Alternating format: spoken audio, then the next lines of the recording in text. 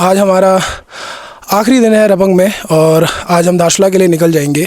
लेकिन जिस वक्त मैं धारचूला से रापला के लिए निकल रहा था तो उस समय बहुत से लोग जिनको पता था कि मैं रापला जा रहा हूँ, उन लोगों ने मेरे से रिक्वेस्ट की थी कि प्लीज़ एक व्लॉग बनाना रापला का, और हम रापला को आपके वीडियो के माध्यम से देखना चाहते हैं।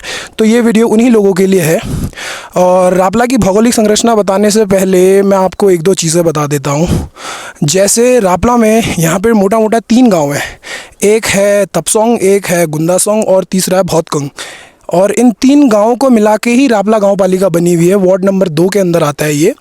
और तकरीबन 85 से 90 लोगों की यहाँ की जनसंख्या होगी, ज़्यादा जनसंख्या नहीं है।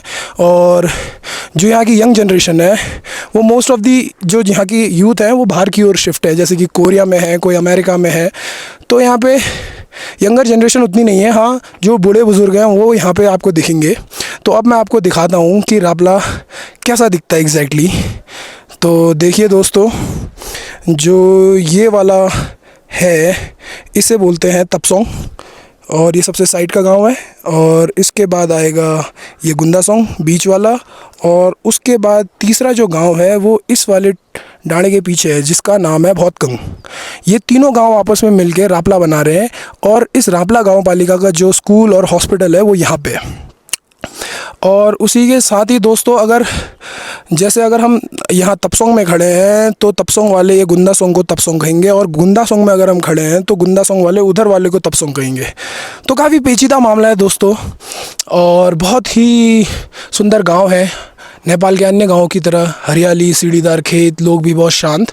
लेकिन यहाँ आके मुझे एक बहुत ही इंटरेस्टिंग, एक रोचक कथा पता चली। लगभग 100-150 साल पहले जो यहाँ के पूर्वज रहा करे होंगे वो यहाँ से शंखंग जाते थे।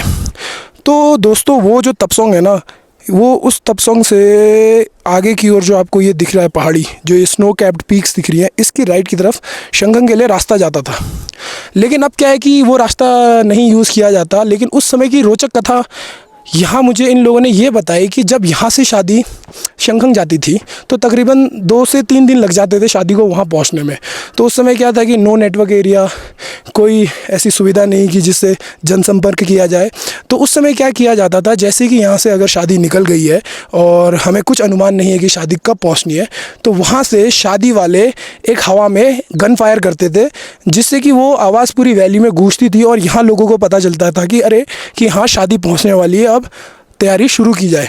तो ये मुझे एक बहुत इंटरेस्टिंग चीज़ लगी दोस्तों, जो मैं आपके साथ साझा करना चाह रहा था। और इसके अलावा भी जब हम परसों शादी के साथ पहुँचे तब भी यहाँ पे गांव वालों ने गन फायर किया था।